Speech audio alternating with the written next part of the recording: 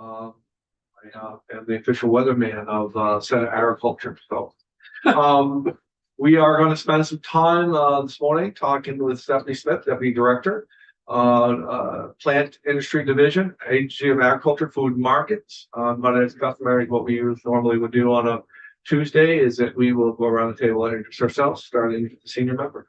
Thank you, Mr. Chair. Brian Collmore, representing the Rutland District. Rob Puckett, Bennington District. Joe Major, Windsor. Russ Ingalls, Essex District. Brenda Lehman, Committee Assistant. Welcome. The floor is yours. Yeah, so Stephanie Smith with the Vermont Agency of Agriculture. And I'm here to talk about, I believe, section 13. Well, to talk about, I'll just mention the topics. 14, 15, and 20, I think. 14, 15, and 20. Okay.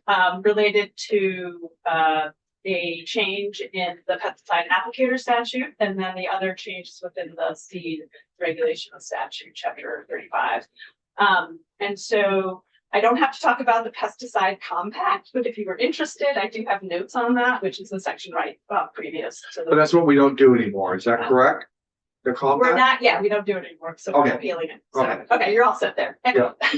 Well, just to say it for anybody else in case, whatever, yeah. as far as, So the Interstate Pest Control Compact Governing Board voted to dissolve in 2012 and ceased operation in 2013. And with that, the Vermont Pest Control Compact is obsolete. So we're just reviewing that whole section in order to address that change. okay. And that non-controversial, nobody's gonna have a problem with that. Yeah. Okay. Yeah. And actually, I reached out to the state of Maine because I was curious about it. I was unfamiliar with this particular section of the law. And they, I believe, may also consider repealing their law as well. So Okay. we're in good company. Good.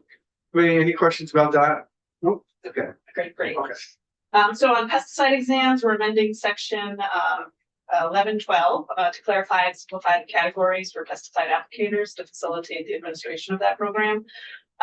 We are kind of collapsing government applicators with municipal and public education applicator categories. And then we're taking the retake fee and changing it into we could call it a examination fee or an application fee. At $25, that will that's to address kind of the administrative purposes of the pesticide exams that occur from the first exam through all exams that are taken. And then finally, we're changing the amount of times, or not the amount of times, but the frequency with which an individual can take a pesticide exam. Currently, it's if you schedule to take it on one day, on a Tuesday, you have to wait 7 days to take it again. And then after that, you have to wait 30 days. And then after that, you have to wait a year. And we're going to remove that requirement to allow people to take an exam when they want to take an exam. This will allow people to be employed. And it will also support the companies that need pesticide applicators. And we believe that, repetition is a form of education and people learn through that process. And as well, the agency engages with applicators on multiple occasions post becoming certified applicator. That includes our outreach through our pesticide applicator newsletter, the requirements for continuing education, and then our inspection and permitting processes. So it's not like they become an applicator and they're done with us. We continue to reach out to them and look around. So that any questions concerning? Yes. Thank you, Mr. Chair, and welcome, Stephanie. It's good to see you. So assuming, potentially, someone had a constituent who had a license for many, many years, and for one reason or another, didn't get email or snail mailed his normal application because it's a yearly exam. Well, no. So you're required by law to renew your application annually. The applicator is required to renew. Correct. There isn't an exam every year. There are requirements depending on the type of applicator you are, private or commercial, how many continuing education credits you need to get within a particular time span. And I believe that time span is 5 years. I can't remember the credits for the private applicator. It might be 8 credits over that 5-year time span, and then 16 credits for a commercial applicator within that 5-year time span. But if you fail to renew timely, then in order to recertify, you have to retake the exams to become certified again. So, And again, potentially, this was maybe a rather elder person who had been doing it a long time and didn't make his annual application. Didn't get notified, maybe got notified, it kind of got lost. And then went to a seminar, as I recall, and no one said anything when he registered, like, hey, by the way, and then contacted his legislator and sought relief from this. And I will say that the Secretary of Ag got involved and was extremely helpful. So there's nothing in this bill that would have allowed, because once, according to the Secretary, it's a federal requirement, and once that has elapsed and you have not made it, it would have been 2 years and there was really nothing he could do. yeah, we, as an agency, we're the state lead agency for the management of pesticides, which includes pesticide applicators. And we submit a plan to EPA, and we have to abide by that plan. Because that ensures that we're regulating to a bar that EPA agrees with. And that does include this requirement to renew your license annually and to maintain your certification credits. And that the remedy in this situation, as you described, is taking the exams again. And that, so just so you know, there's a core exam that goes over the basics of pesticide application that covers, like, every applicator has to take the core. And the private exam is similar to the core.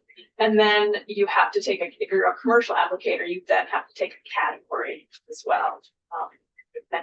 So nothing in this bill would change. It doesn't change any of that. And again, I want to compliment Secretary Tevitz for, he even got to the point where he could have done it online kind of thing. Yeah. Perhaps. And Yeah. anyway, the gentleman didn't follow through and has since retired. So, Well, I will also say that I've taken that exam oh, and, I had an applicator's license for 5 or 6 years. And, but I will say that there are other people that were in there that probably weren't as book smart as I was and knew more about pesticides and applications and everything, and how to do a better job than I could ever do, ever.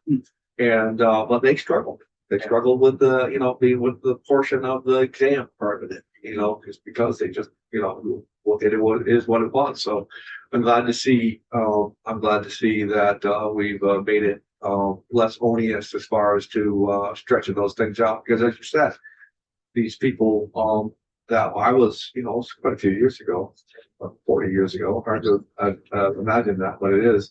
But it was their livelihood. It's what they did. It's it's a field that they were in. So yeah, I'm in favor of that.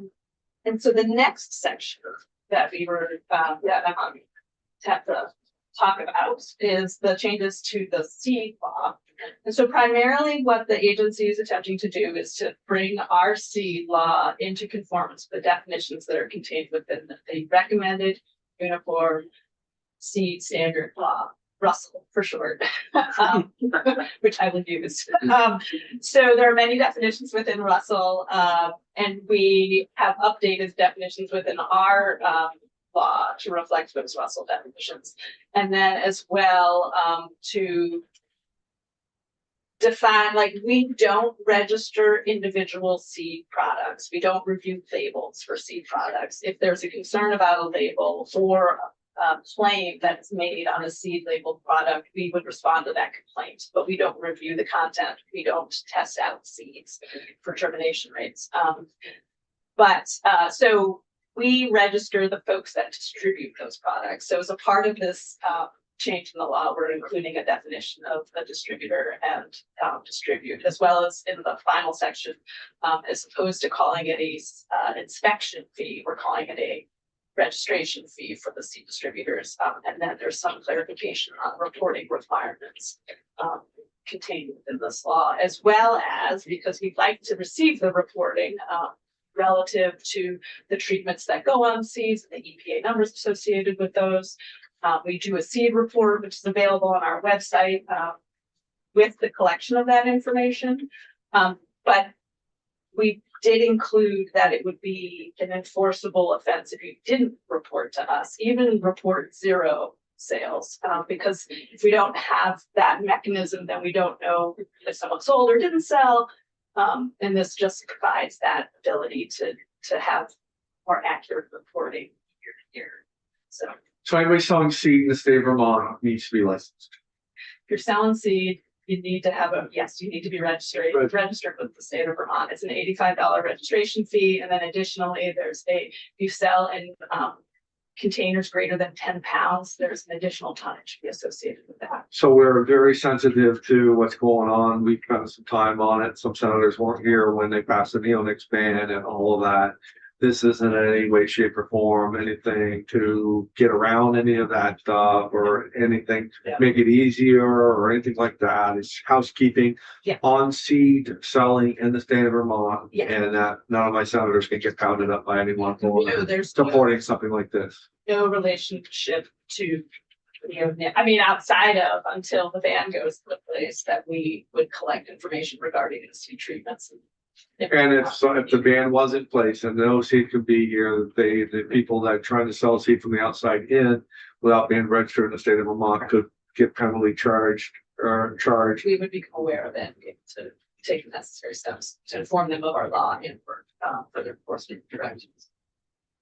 So I noticed at the bottom of page 29, line 17, sub 13, there's a definition of treated seed. And it's underlined, so I thought maybe that means it's a new definition, or is it just rewriting what's current? It is a definition that I believe is part of Russell. So again, we're trying to okay. become Compliance, yeah. compliant or in uniform with Russell, because Russell applies, I should mention, Russell applies nationally. And so when someone's working in the state of New York, they're being held to the same standard. as the state of Vermont. Okay, thank you. Yeah. Ready? So, Everybody good? Yeah. Okay. Is that it for us? Those are the sections that you've invited me to speak on tonight, and I appreciate that you mentioned the Ag Producer Night this evening. I do hope to see you there. The weather is. is that here in the building? It is. Yeah. in the It's like cafeteria. Yeah. And it starts at 4:30. 4:30. I have traditional retention started at 4:30, so I'm not being able to. You can come a little early and get a snack. Okay. Oh, We just wanted to give a half hour for folks instead I've of, got another thing too, so. Yeah. and we'll be there at 5:45. so on the agenda, Stephanie, it says 15 through 20. What we just did. So I'm prepared to talk about it. Well, Yeah, I think you went all the way. Yeah, yeah, okay, it all starts right, up and okay. transfer, yeah. I was 41 stuck back on the 15. Gotcha. Okay. Okay, well. That Going pretty sweet. quick for 5 sections. Of Yeah, but it also was very. Well, clear, I so- think it put some relief into the committee Yeah. because we didn't have a lot of sections on our miscellaneous bill, and so we could see how this all gonna go. So, committee, any more discussion on this? No. Okay. Great. Well, we want to thank you very much for coming in, and I think we have some time to kill for just a minute, and if we can, Steve was coming in at 10:30. okay, so let's adjourn.